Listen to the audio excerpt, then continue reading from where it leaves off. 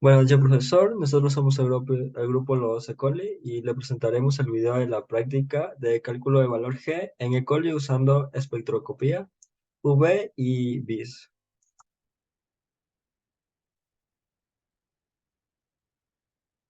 Primero tenemos el apartado de los objetivos de la práctica. Como objetivos generales tenemos el aprender a calcular el tiempo de generación de microorganismos a partir de datos de crecimiento, comprender la importancia del tiempo de generación en evaluación de la calidad y seguridad de los alimentos. Analizar cómo diferentes condiciones ambientales afectan el tiempo de generación de microorganismos en alimentos. Por otro lado, en los objetivos específicos tenemos familiarizarnos con los materiales y equipos necesarios para medir el crecimiento microbiano y calcular el tiempo de generación, debido a que en prácticas anteriores no habíamos utilizado de forma concisa estos materiales y estos equipos. Preparar cultivos microbianos en condiciones óptimas de crecimiento, medir el crecimiento microbiano en intervalos regulares, graficar los datos de crecimiento microbiano en función del tiempo y por último, calcular el tiempo en generación utilizando la ecuación apropiada. En cuanto a la introducción, es necesario saber que el tiempo de generación o el valor G es un parámetro importante dentro de la microbiología de los alimentos, debido a que indica el tiempo en que una población microbiana duplica su población en condiciones óptimas de crecimiento. Esto también depende de las condiciones en las que nosotros regulamos el crecimiento y en las que estamos experimentando. También es importante saber que la generación del tiempo de generación es importante debido a que de esa manera se puede comprender y calcular el tiempo de generación y es esencial para evaluar la calidad y la seguridad de los alimentos que estamos produciendo, así como controlar y optimizar los procesos de fermentación en la industria alimentaria.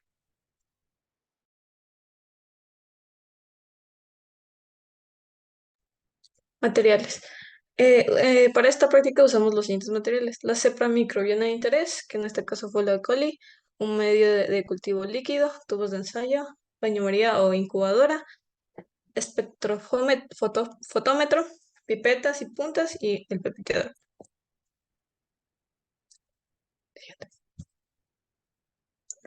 Metodología. Para la preparación de cultivos microbianos inoculamos una cepa de interés, que en este caso, como ya dije, fue la E. coli, en un tubo de ensayo.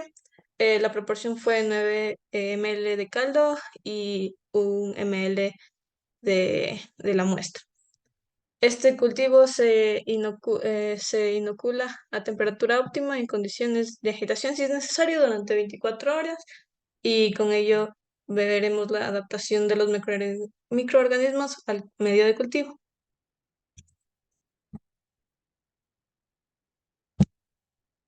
Siguiente. Medición medición de, medición de crecimiento microbiano. Para esto se recomienda utilizar guantes, bata de laboratorio y mascarilla. Se toma alícuotas del cultivo microbiano en intervalos regulares, por ejemplo, cada hora, durante el periodo de crecimiento exponencial, por 24 horas. Y se mide la absorbancia usando el espectrómetro a una longitud de 500 nanómetros para estimar la densidad celular. En nuestro caso, nuestra muestra fue la muestra cero y dio un total de 0,041 de absorbancia. Siguiente, por favor. Para la graficación de los datos de crecimiento utilizaremos la herramienta de Excel y vamos a utilizar una ecuación de tiempo de generación y al igual que usando logaritmos. eh, Esto se da con el tiempo obtenido y la absorbancia que sacamos de los otros grupos.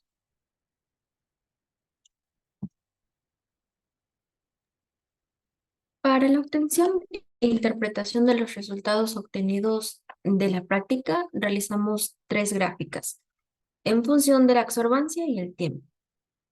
La primera gráfica que podemos observar es del crecimiento de la E. coli. Lo que cabe mencionar que la absorbancia es denominada también como una densidad óptica, que es la luz absorbida por una solución.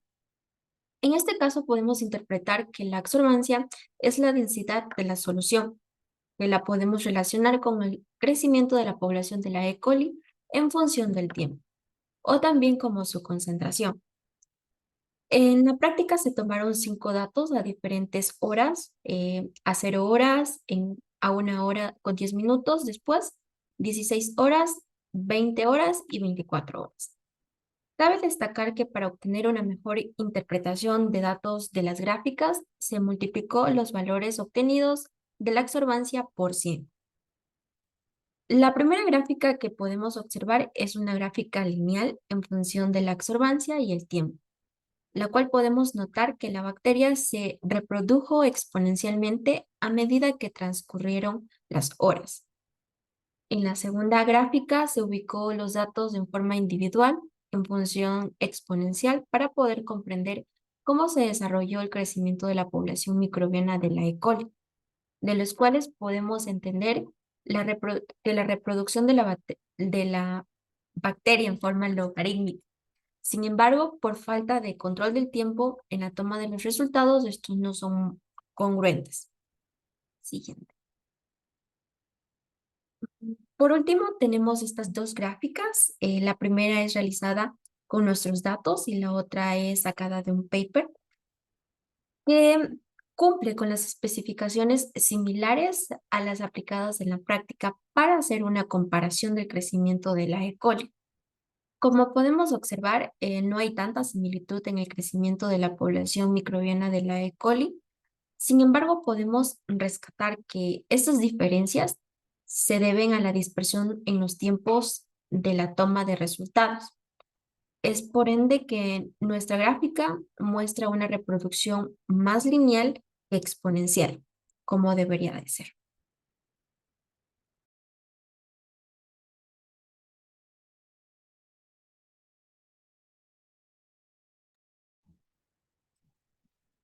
Conclusiones. Bueno, hablando de conclusiones, tenemos que hablar sobre las limitaciones de la espectroscopía. Es importante destacar que la espectroscopía de estos tiene limitaciones en cuanto a la detección de impurezas y concentraciones muy bajas, como el pH y la temperatura, por lo que es fundamental mantener condiciones constantes para obtener resultados precisos. Bueno, en resumen, la espectroscopía V y VIS es una técnica valiosa para la cuantificación de proteínas y la evaluación de su pureza en muestras de E. coli. Los valores G obtenidos pueden proporcionar información importante sobre la calidad de las proteínas y son útiles en la investigación biológica y bioquímica. Sin embargo, es fundamental comprender las limitaciones y condiciones experimentales para obtener resultados precisos, además de agregar que la toma de datos no se hizo en el tiempo que correspondía, y eso quiere decir que nuestros datos pues, difirieron un poco. Siguiente. Recomendaciones. En recomendaciones debemos iniciar por controlar el tiempo en el que se tomaron los datos para obtener un mejor trabajo realizado, evitar la presencia de impurezas en tus muestras, ya que también esto puede afectar en la precisión de resultados, y utilizar técnicas de purificación si esto es necesario. Preparar una serie de estándares de proteínas con concentraciones conocidas para construir una curva de calibración. Esto te permitirá relacionar las observancias de las concentraciones de proteínas y asegurarse de calibrar adecuadamente el espectrofotómetro utilizando un blanco sin muestra ante cada medición. Y por último, y siempre es necesario, es seguir todas las normas de seguridad en el laboratorio, incluyendo el uso de equipo de protección personal y la manipulación adecuada de reactivos y muestras biológicas.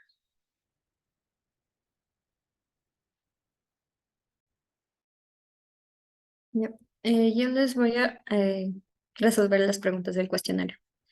¿Por qué es importante conocer el tiempo de generación de microorganismos en microbiología de los alimentos? Esto es importante ya que permite identificar los efectos negativos y positivos de un tratamiento específico que se aplica a los diferentes cultivos de microorganismos. ¿Cómo influyen las condiciones ambientales, temperatura, pH, concentración de nutrientes en el tiempo de generación de microorganismos en alimentos? A mayor concentración de nutrientes, mayor es la velocidad de crecimiento. Cuanto más se aleje de la temperatura óptima de crecimiento, menor será la velocidad de crecimiento.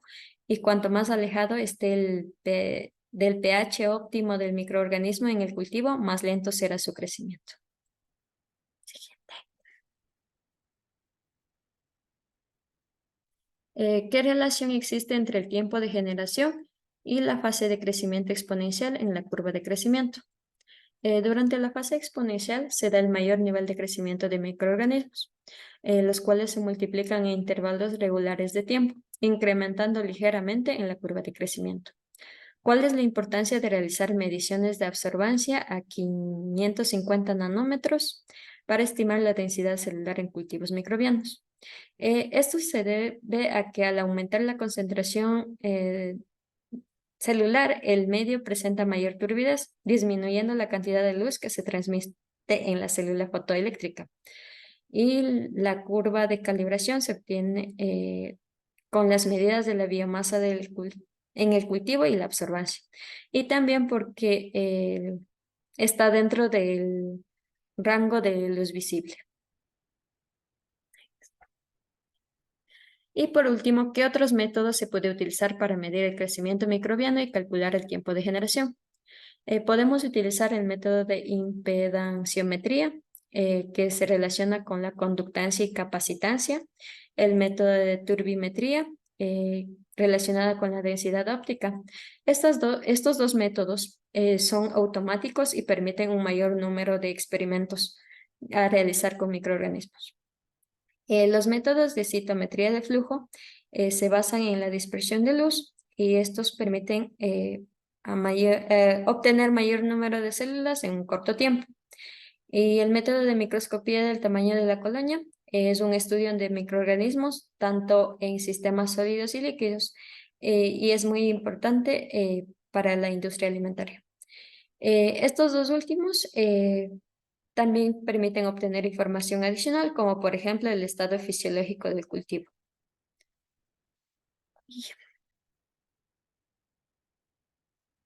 Y ahí están las referencias. Gracias.